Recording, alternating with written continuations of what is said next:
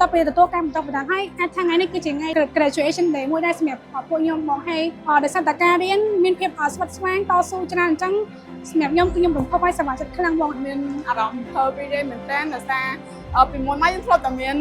ក្តីសម័យថាចង់បានចូលរៀននៅក្នុងសាលាហ្នឹងដល់ពេលបច្ចុប្បន្ននេះយើងបានចូលរៀននៅហ្នឹងជាក់ស្ដែងមែនតើសម្រាប់សាលាភូមិន្ទរដ្ឋបាលគឺមានភាពតឹងរ៉ឹងមានវិន័យច្បាស់លាស់សម្រាប់ទាំងសិស្សនិស្សិតទាំងមន្ត្រីរាជការដែលបានចូលរួមវគ្គបណ្ដុះបណ្ដាលនេះ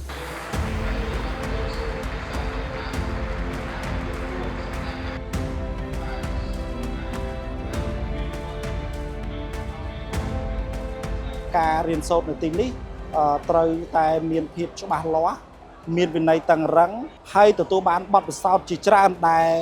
យើងជាមន្ត្រីរាជការធ្លាប់ធ្វើការអនុវត្តជាក់ស្ដែងប៉ុន្តែ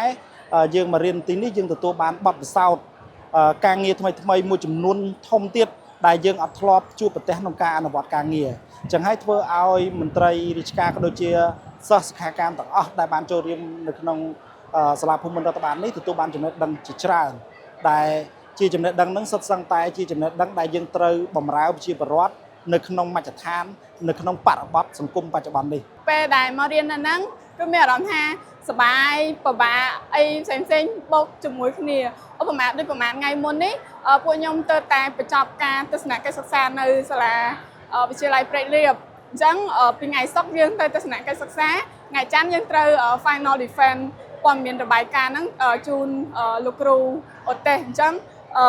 ម្លងពេលពីថ្ងៃសុក្ររហូតដល់ថ្ងៃច័ន្ទហ្នឹងគឺពួកយើងធ្វើស្វាដៃញាប់ដៃញាប់ជើងទាំងអស់គ្នា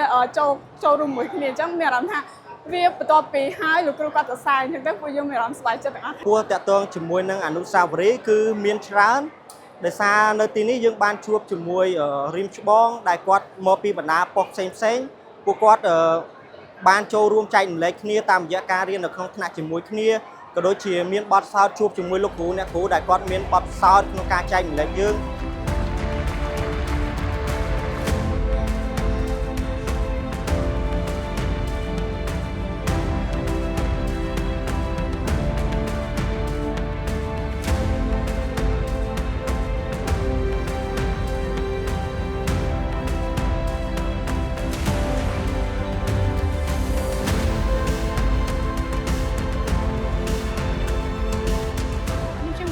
គាត់ដល់លោកគ្រូទាំងអស់ដែលបានខិតខំបង្រៀនខ្ញុំទាំងអស់គ្នាឲ្យមានសមត្ថភាពមានក្រុមសិលធម៌មានចំណេះដឹងដែលអាចរួមចំណែកជាផ្នែកអាចថាមិនធំតែជាផ្នែកតូចណាមួយនៅក្នុងការបម្រើសង្គមជាតិយើងឲ្យមានភាពសុខដុមរមនាក៏ដូចជាធំធានដើម្បីចូលរួមចំណែកនៅក្នុងការសម្រេចបាននៅចក្ខុវិស័យតែកម្ពុជាដែលចង់ក្លាយទៅជាប្រទេសមួយដែលមានចំនួនកម្រិតខ្ពស់នៅក្នុងឆ្នាំ2050